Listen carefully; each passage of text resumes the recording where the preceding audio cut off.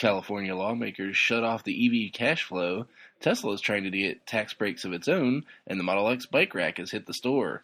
Here are your Tesla tidbits for June 16th, 2016. The LA Times reports that California lawmakers have let an EV tax credit expire, which was aimed at low-income residents in California's most polluted communities. The incentives benefited residents of San Joaquin Valley in Los Angeles and is estimated to have helped put 150,000 low or zero-emission vehicles on the road.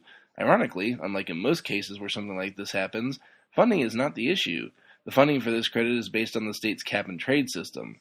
While the system had a net zero benefit this year, it still had $1.4 billion in the bank from previous years, but lawmakers couldn't agree on how to spend it, frustrating many environmental proponents of the program.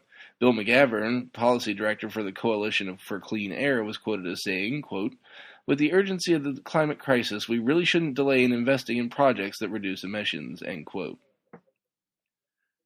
In the wake of the new stock offering Tesla recently completed, it was announced that some of that offering would go to operations, but most of it to expanding the factory for Model 3. Electrek lets us in on exactly how much of it goes where.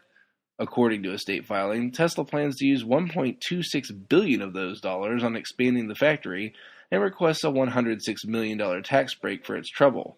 Lest you think that this is a special request, this is actually being made under terms of an existing agreement with the state when Tesla purchased the Fremont factory, formerly known as the NUMMI plant, after GM and Toyota closed it.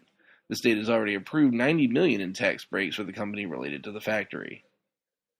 Lastly, for the Model X owners out there who are also biking enthusiasts, the Tesla online store has now stocked the hitch-mounted bike rack. Obviously, you've got to have the tow hitch equipped to take advantage of this, but if you do, you've got an official option from Tesla. The privilege will set you back $539. That's all for today's episode. Links to all the full stories from today's episode can be found in the description of the show. If you like what you hear every day, please consider supporting the podcast at patreon.com/Tesla Tidbits. If you have no spare dollars, that's not a big deal. Show your support with positive reviews, likes, and subscriptions on your favorite media services. If you have questions or feedback for me, you can hit me up via email by messaging podcast@teslatidbits.com, or for shorter form feedback, you can find me on Twitter at Tesla Tidbits. I hope to see you back here tomorrow. Until then, charge it up and hit the road.